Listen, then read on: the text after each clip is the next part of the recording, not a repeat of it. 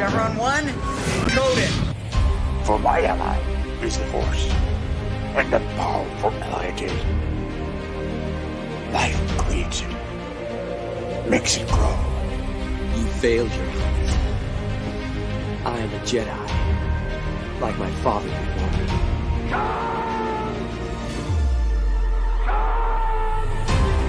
Cry hammer, and let's set the tongues of war. Chevron 2 is coded. Conan, what is best in life?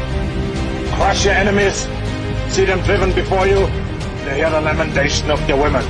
It's all in the reflexes. I'll also say that you're heavy into martial arts, Tai Chi and all that killer stuff. I suppose we have to register you as a lethal weapon. Chevron 3 encoded. And somebody ought to belt you in the mouth. But I won't. I won't. The hell I will. Chevron 4 encoded. Do you expect me to talk? No, Mr. Bond, I expect you to die. Chevron 5 encoded. You take the blue pill. The story ends. You wake up in your bed and believe whatever you want to. You take the red pill. You stay in Wonderland. And I show you how deep the rabbit hole goes. Chevron 6 encoded. Not for while you can, lump boy. Francis, God. Back off, man. I'm a scientist. You shall not pass! I thought I'd die fighting side by side with an ally. What about side by side with a friend? The day may come when the courage of men fails, when we forsake our friends and break all bonds of fellowship. But it is not this day.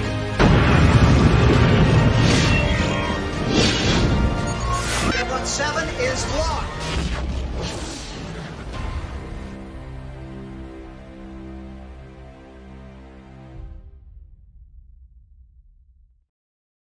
Hail and howdy, everybody. Welcome to another goddamn, I got hair on my tongue. What the fuck? Wow, what a great start. That's one of the best starts ever. I'm just talking suddenly. Good job, man. Hey, professional. Welcome Absolutely. to Saturday Night Driving, where, hey, things happen. Can't start over. Can't start over. It's live television. How's everybody doing this weekend? We are here to take a break from all the nonsense, especially today in this real moment, real time. Jed and I suffer. Jed more so than me. I was late to the party, but I'll still suffer enough later. There's so much crap out there. There's so much horrible, stupid, rotten shows, movies that we all have to suffer through.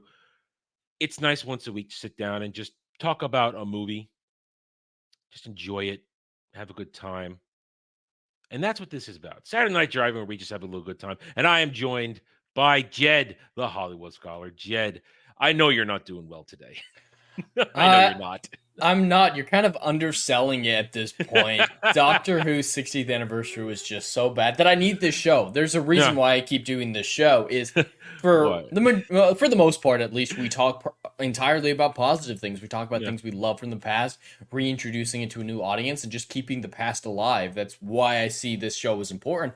But that escapism element of this show is essential to my mental health, especially today.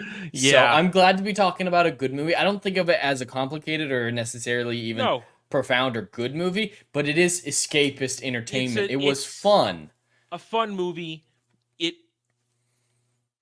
Movie to this week, The Saint, 1997, Val Kilmer, Elizabeth Shue. It's a nice, simple movie. It's a simple plot. It's a simple subtext of romance to it. It's got a lot of little things. And it's just that it's a nice little mid-level movie. But one of the reasons I like this movie is it showcases Val Kilmer's range and his talent. Absolutely. That's what I love about it. Before that, hail and howdy to the chat. We hope you guys are having a good time. Whether watching now or live, or on the replay, I am in prime form right now. Hit that like button.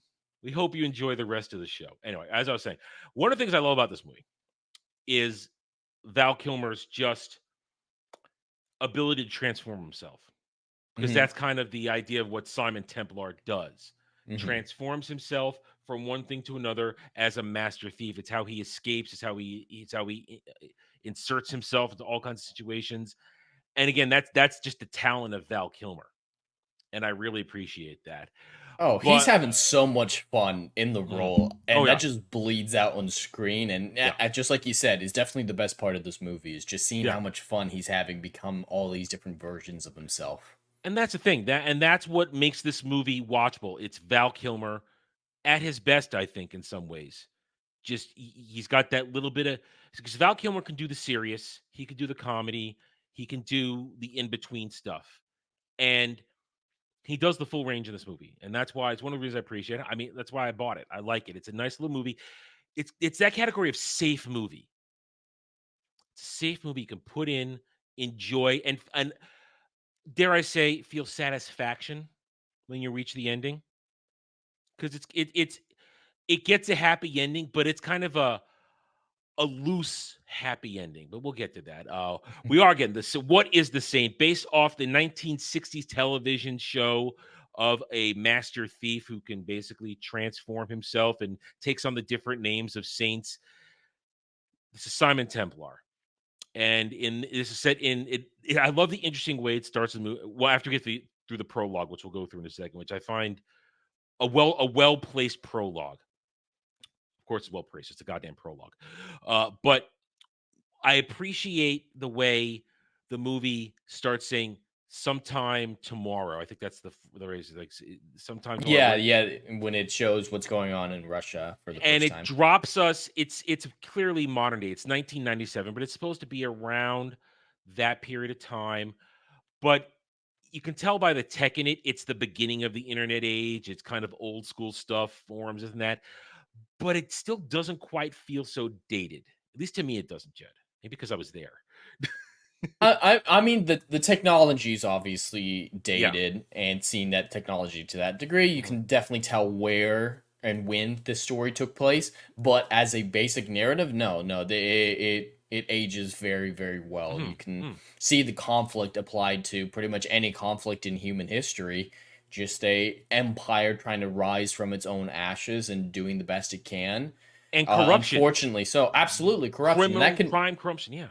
That can be applied to most fallen empires in human history. Absolutely, it could apply right now. So in that sense, I agree. It does age very well. The movie still feels relevant in terms of these basic themes it's talking about: crime, corruption, powers behind governments. In fact, Tretiak controlled the energy, sitting on all that oil to heat the country, and a helpless government that is so easily overturned when the military decides to side with a crime lord who's running for president. It's all kinds of relevant kinds of things that are still playing out in modern day. And I hate to use that term, but I have to make people understand that that's why you could sit down and watch this movie and relate to what's going on, because it's not a foreign concept to us.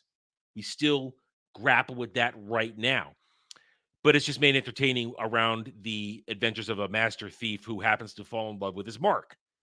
And that's what this is. It's about, and this is one of those movies where there's the concept of cold fusion. And I think, man, wouldn't it be great if we could just get to that? And that would solve so much.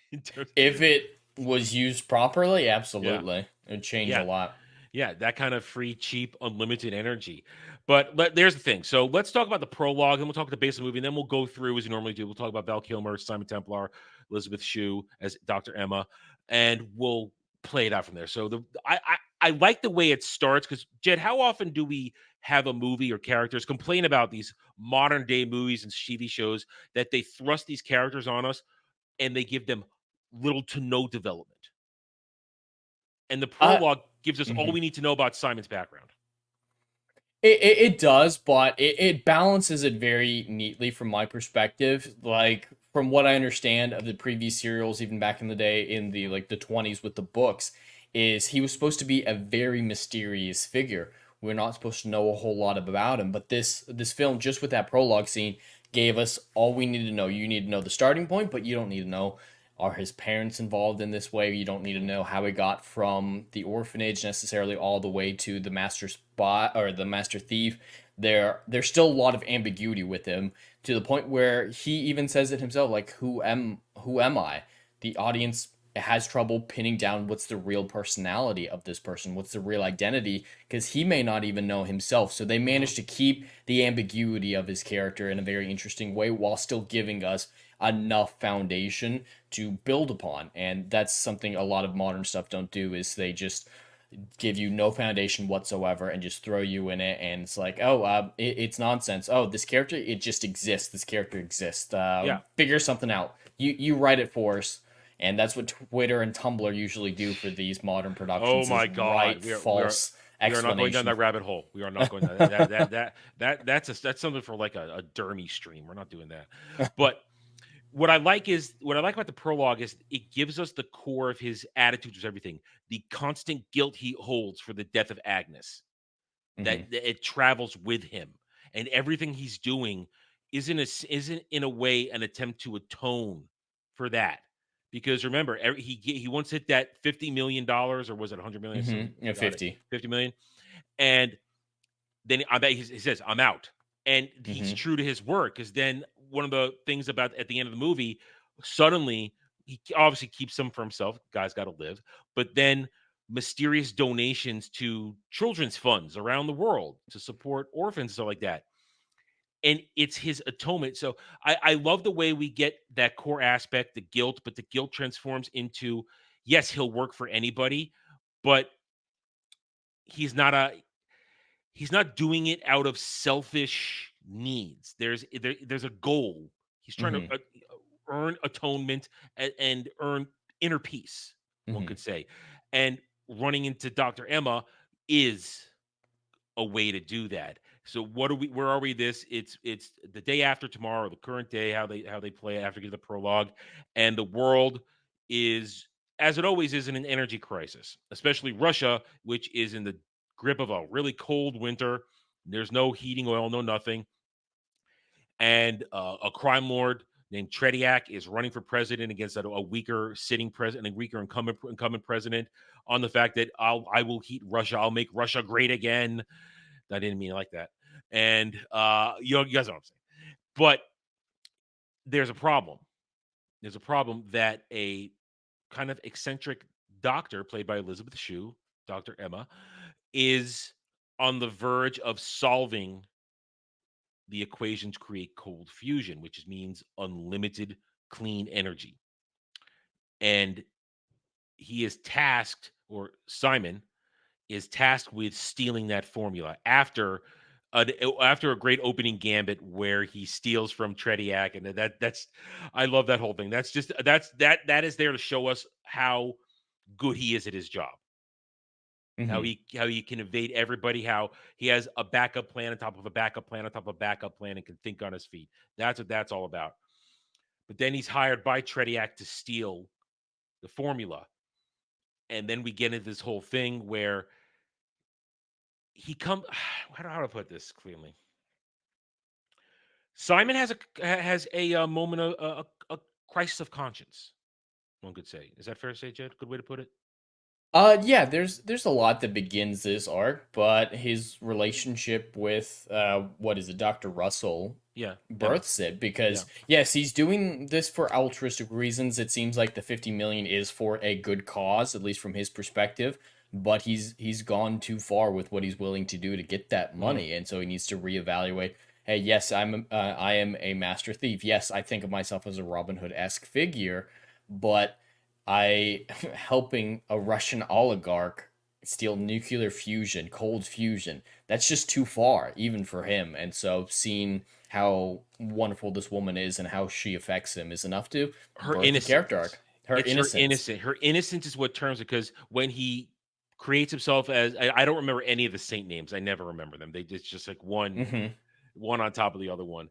And after he chooses the one where he seduces her, and he was questioning himself, is she really this cagey? No, she's not. First he infiltrates her apartment to figure out how to disguise himself to get in her good graces. But then after he asks him, is she cagey? No, she's not cagey. She's innocent. She's eccentric. She's a true believer. She has no negativity in her. She's what was the word? I forget the word he used to describe what she was, and besides the innocence and the Naive. I think that was it. I don't remember, but that she's an optimist, and she's a hopeless romantic too. Yep.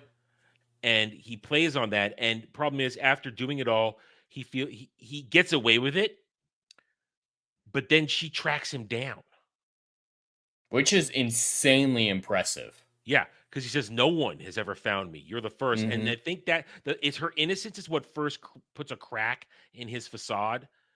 But then the fact that she tracked him down blows him away. Problem is, her tracking him down brings attention not only on herself onto him, but now we learn how corrupt everything is, because as soon as she tracks him down, then the thugs are all over them. And then we're into the chase. I mean, this movie flows pretty quickly in terms of the first act of the setup. Here are all the players.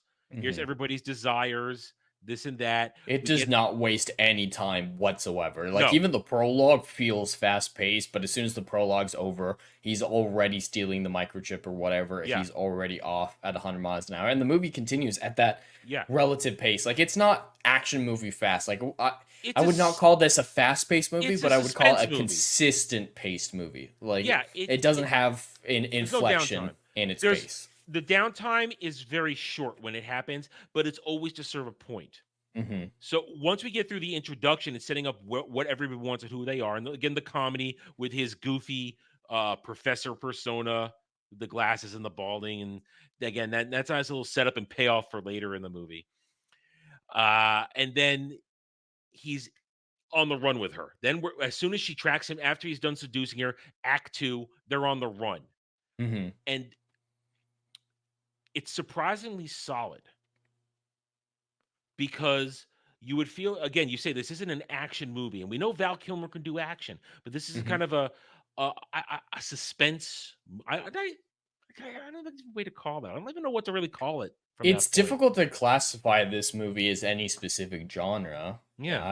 I would lean definitely more towards suspense or thriller than action movie. Not there action is movie. action, but But it's he never not fights anybody. He's always on the run and dodging. I mean, Simon It never fits his actually- thief persona. He's not a spy. He's not. Yeah. He's not a soldier. He's a thief, and so his perspective is subterfuge. Run. He's always gonna run, Yeah. hide, blend in, get a new disguise. Yeah. It's an interesting perspective. A great comparison to a lot of other thrillers, especially of the era. And what I love is on the run. I guess this is a classic trope of these types of movies. On the run, their relationship grows, and they're really only on the run for a day. They're not really on the run for very Their long. relationship develops a little too fast. But it's that movie. It's movie romance. It's Yeah. movie romance, so you kind of move along with it, because she touches that part of him that needs the forgiveness. Because one of the lines later on is, "You see me," and because then she starts questioning at one point when he starts. When he's trying to make her think that they can run away with everything and sell the formula and live like kings forever, that's at a point where she feels turned off, because she's falling for him. But when she hears that greed, she wants to do the altruistic thing, give it to the world. And when he starts to try and turn her, at one point, she's questioning, "Who are you?" And she starts listing off all the saint names that he's gone by. And he has no answer for that. And then when he turns his back on her at one point, she starts to run. And it only gets him more trouble.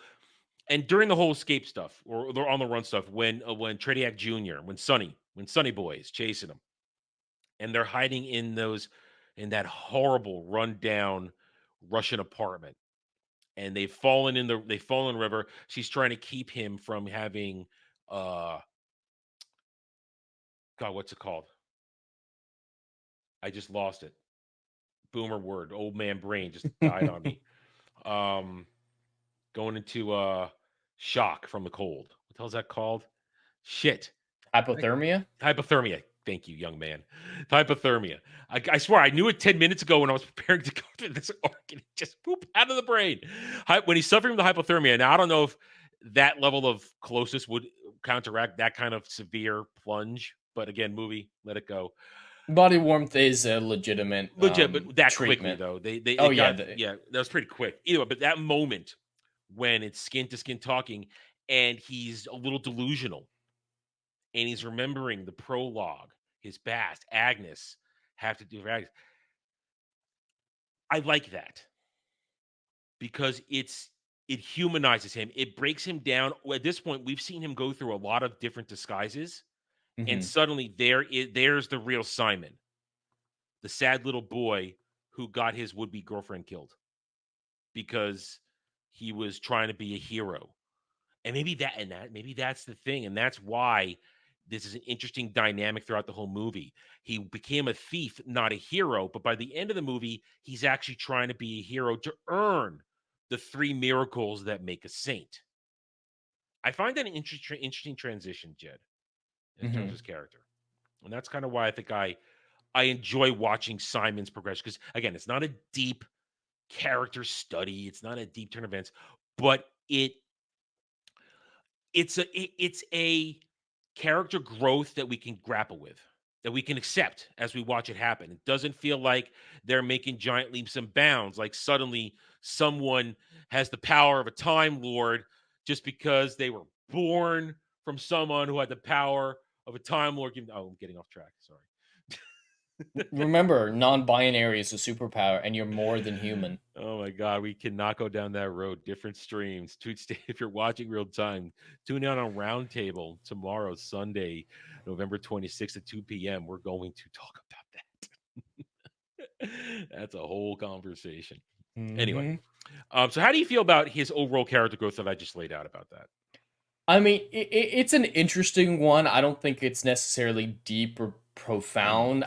I do struggle with the movie because it's simple and straightforward. That's not always a bad thing, but I think it could have been so much more than it was. The potential for this film, I think, is astronomical to delve into the psychology of this person who doesn't know who he is, who is always these saints, this self-ascribed goal of sainthood. Like, I've got to be better than I am, but that conflicting with his lifestyle choices of being a thief. Like, there's so much narrative meat here, but we only get the very, very surface level degree of it. That a lot of my criticism of this movie is because it presents such great ideas but doesn't follow through at all. I can understand what you're saying, because it feels as though this movie, this episode in his career would have served as the end to a trilogy. You know, give us a couple of movies where he's going through adventures. Because hell, this was, as I said, there were books, and there was a successful TV show in the 60s that ran for 2 seasons, or a couple of years anyway. I never watched it. I just know it exists. But there were obviously more stories to tell. Maybe it would. I can see. I'm there with you. I watch this movie, and as simple as it is, as uncomplicated it is, I always want a little more when I watch it. I want to see Val Kilmer be Simon Templar a little more. Not necessarily anybody else in the movie, because again, Elizabeth Shue's Emma, while she plays it well, and of course this is to me like kind of some peak Elizabeth Shue for me in her career, because she I remember first seeing her in Adventures in Babysitting, and then watching her in other movies. But this is an interesting take, and I really like her in this movie. And also, she's damn attractive in this movie. Bra and panties. Yeah, I'm okay with that. Hey, I'm a simple man. We know this. I always give points. I give points for beauty in a movie. I do. Hey, I appreciate. Don't blame you. Yeah, and she feels like, well, she is his end game for this. And we'll talk about the ending of that in a minute. I wish we'd seen more before this. It's something I'm there with you. If that, I never actually pinpointed that as a criticism, but I understand what you're saying, because I have felt had those thoughts. I wanted more from this. I'm really into watching him be the master thief, and we only get that a couple of times in this, because most of the time we're on the run or he's doing something crazy to kind of get them out of it. Let's see. I think, or let me ask you this. What do you think is his best Simon Templar moment in the movie? Actual Simon Templar? Yeah. I think it's the moment you already mentioned, mainly because of performance rather than dialogue or anything. But when he's hypothermia, he's trusting someone for the first time. He's relying on her to a degree that he hasn't relied on anyone since his would-be girlfriend died. And so it's 100% Val Kilmer's performance. I don't think there's any dialogue in it, at least from him. And it just, he's vulnerable, and we're getting a peek behind the curtain. So I would say it was that one. I like him best. I like my favorite Simon Templar moments is his disguises. Because one, like you said, you're getting a powerful performance of Val Kilmer in that vulnerable moment. I love seeing the Val Kilmer transformation. I like it when he pretends to be Trediac in the nightclub. I like it when he puts on the different disguises to fool people. I love that kind of stuff because to me, that's Val Kilmer just putting on a show. And I really appreciate that.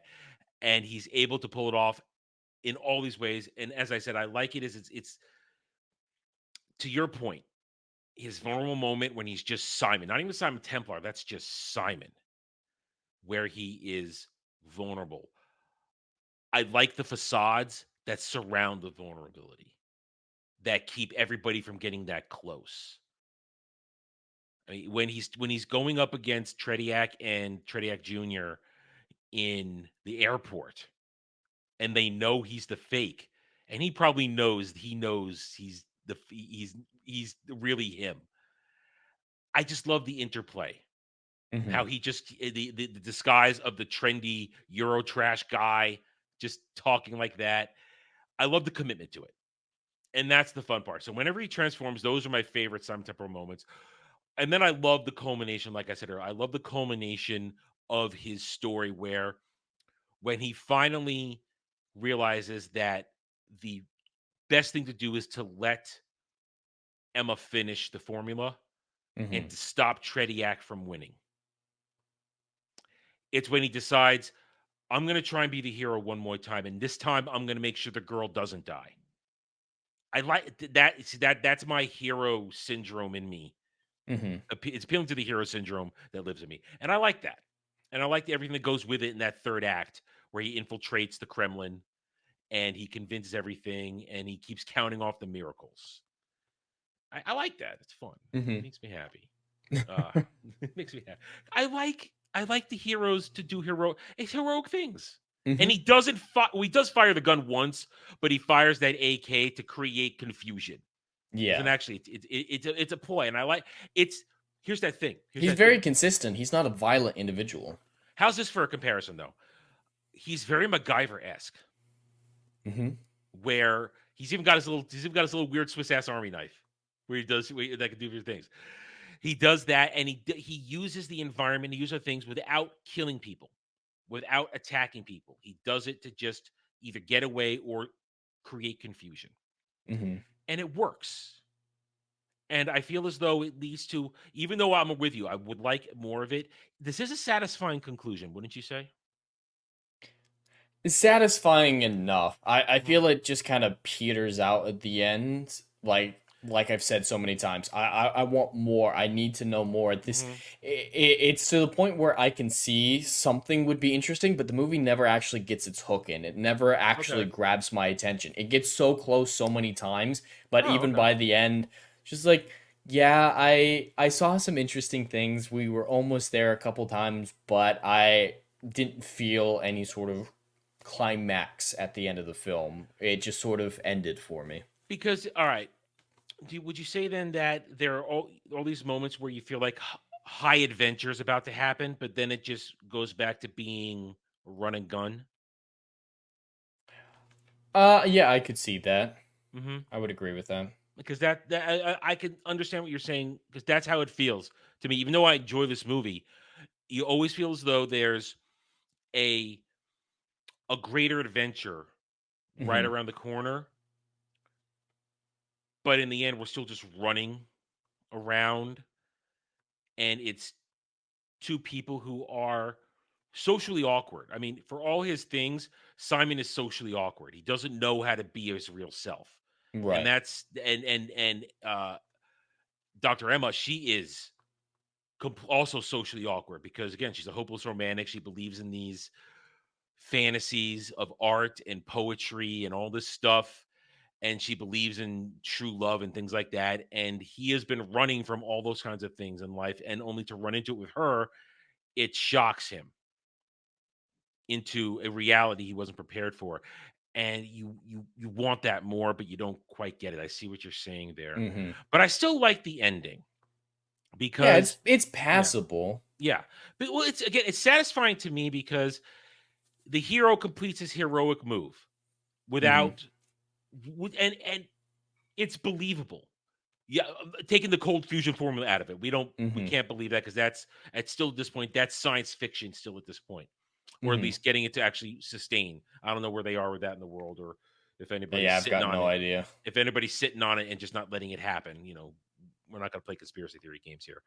But taking that out of it, what he does is with the whole tricking of Trediak and walking him into the trap, all these things, it's a believable move. I'm not thinking, man, none of that could happen. None of it happened. No, it all the realistic aspects are an enjoyable climactic conclusion to that part of it. I would agree. And then I'm okay with the mushy lovey-dovey stuff at the end. I'm okay with that because that's his third miracle, that someone can see him and love him for just him without the personas, this and that. And then they add some comedy at the end where he goes to see her at the talk because she doesn't want to just sell it. She's going to give it the world. And then the payoff of he's the crazy, stupid, fan-obsessed nerd, this and that. I got a funny story for that, though. Back in the day when I still had terrestrial television, I was watching NBC one evening, and they were showing this for an NBC night movie back when that was a thing. And they showed the movie. And then we got to the end, and the movie on NBC cuts out with them in bed in the cabin. It doesn't show the final scene where she's lecturing and giving cold fusion to the world. I was so pissed off. Really? I was angry.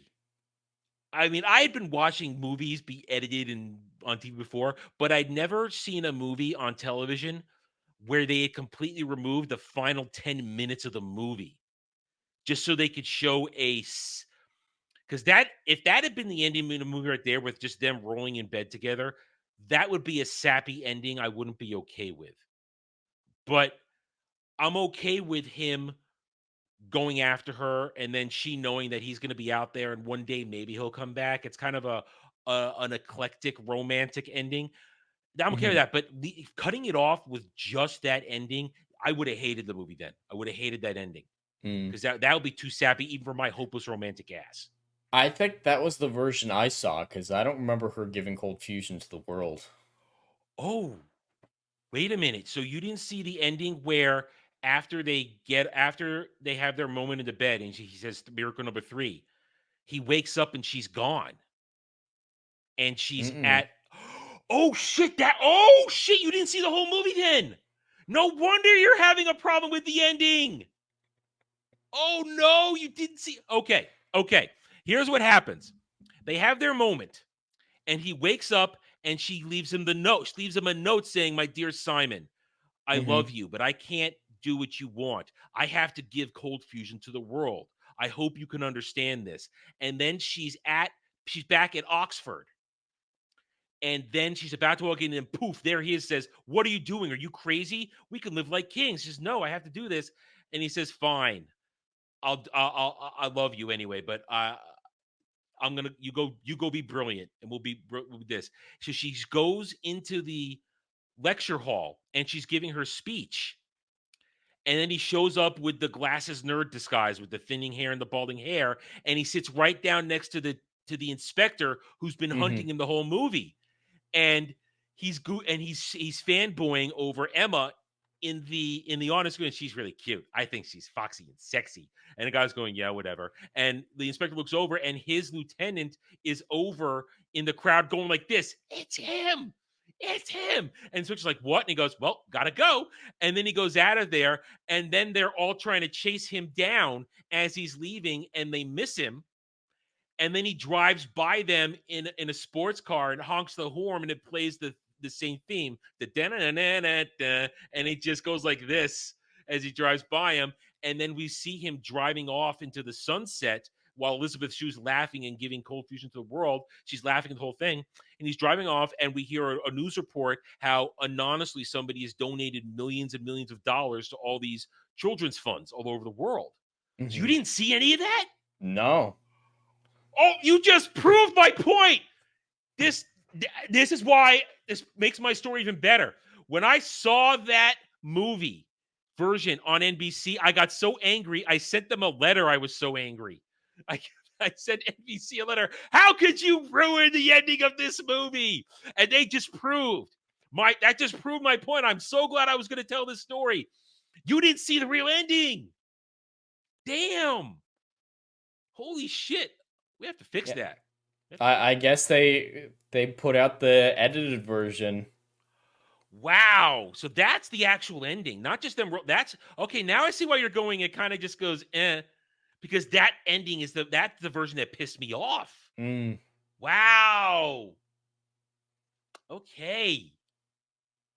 See, I hope you could. I hope we can get you to see that ending, so maybe you can. That might have changed your perspective just a little bit, because that's the real ending. I mean, geez, I would show it to you, but I can't get audio on here, and if I show it, we'll probably get a claim. Anyway, so yeah, that's the real ending. So does that change? Stop, stupid drift controller. Does that change anything for you with the movie, knowing that?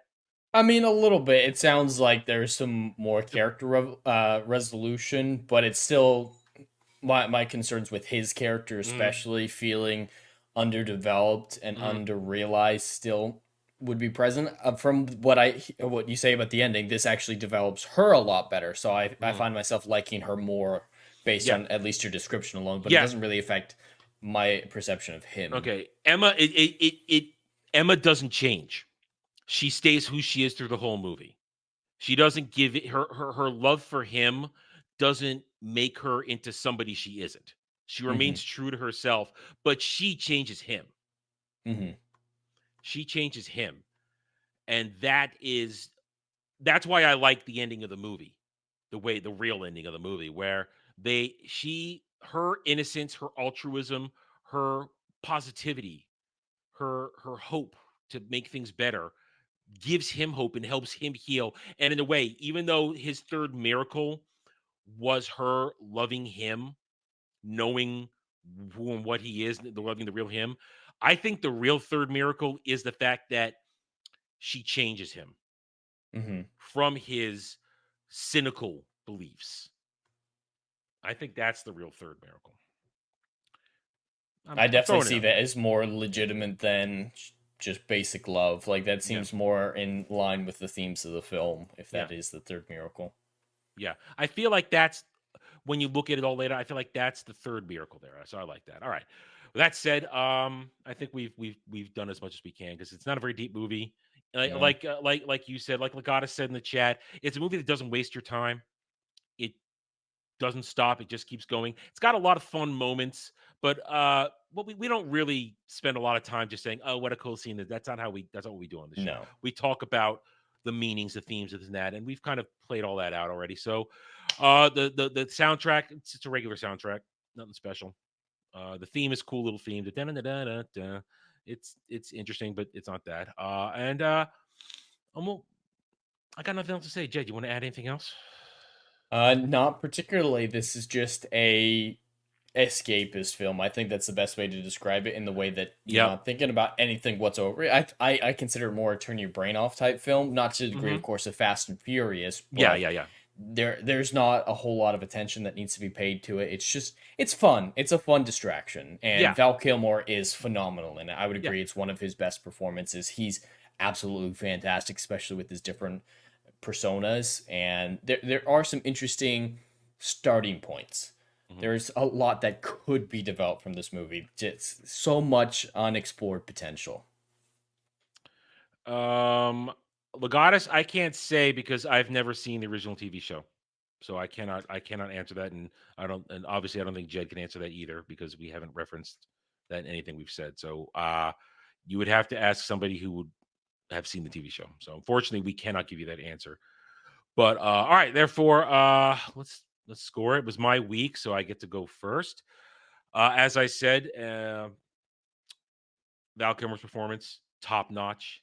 Like you, it's one of my favorite performances he gives because I love the range he shows. I like the fact that, as you said, it's escapism. I like the relevance of the themes of the movie. It still allows us, as I said earlier, allows us to relate to what's going on. We have a good feeling, able to understand these motivations and the concepts that are dealing with. It's not foreign. It's still very real, very tangible in today's world.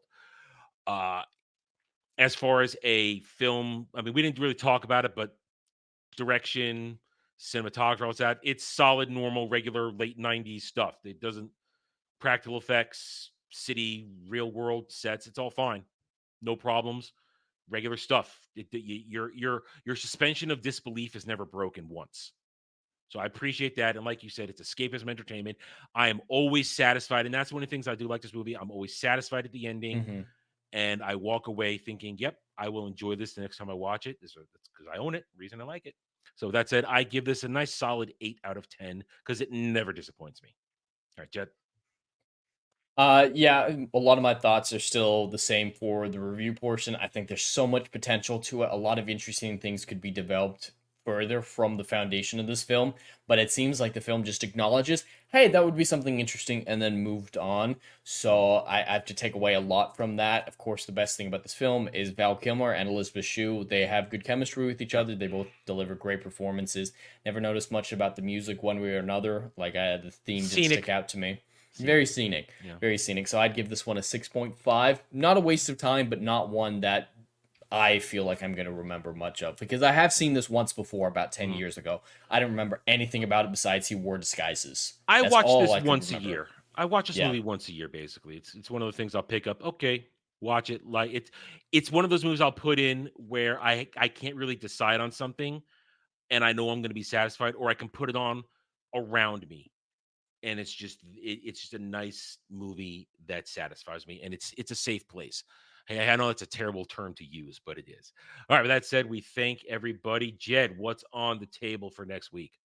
Well, we are getting into December with the Christmas season, so I figured we'd do a transitional film into the Christmas season. Okay. A film that some people consider a Christmas movie, some people don't. Don't worry, it's nowhere near as vitriolic as saying Die Hard is a Christmas movie. We already did that last year. Yes, it is. It is. It is. It absolutely is. But we had a great discussion about that last Christmas, but this Christmas, we're starting off the Christmas season with Batman Returns, Michael Keaton's second and final outing. Yes, I said that correctly. Yes, as you did. Batman. Yes, I get that one. All right, and I'll announce it now. We're doing Batman Returns next week. Following week, it's my choice. We are deep into Christmas movies at that point. Rocky IV, baby. Rocky IV, it's a Christmas movie. It's a Christmas miracle deep in that movie. And after that, it'll be Jed's choice again, and I'll announce it now. We're doing It's a Wonderful Life, a classic Christmas movie. Absolutely. And I think we're out of time, and we're into January, so it's a new year. We'll see what happens. Anyway, once again, thanks everybody for hanging out. We hope you enjoyed. Remember, hit that like button, leave a comment, and links in the description below. Subscribe to us. We appreciate the support as always. Well, we love you guys. Thanks again. Until then, take it easy. Have a good night or day wherever you may be. Chevron 1, encoded. For my ally is the Force, and the powerful ally it is. Life creates it, makes it grow. You failed, Your Highness. I am a Jedi, like my father before me.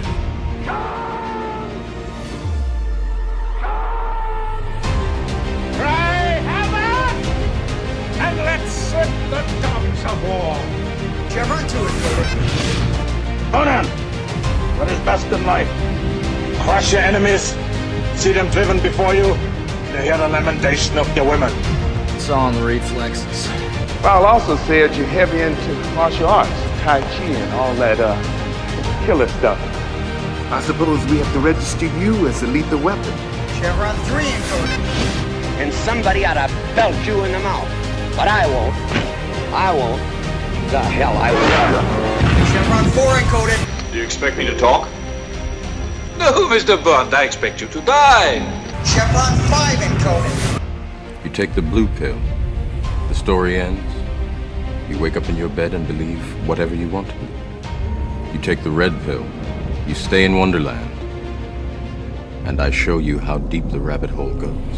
Chevron 6 encoded. Knock them while you can, monkey boy. Great Scott. Back off, man. I'm a scientist. Shall not pass!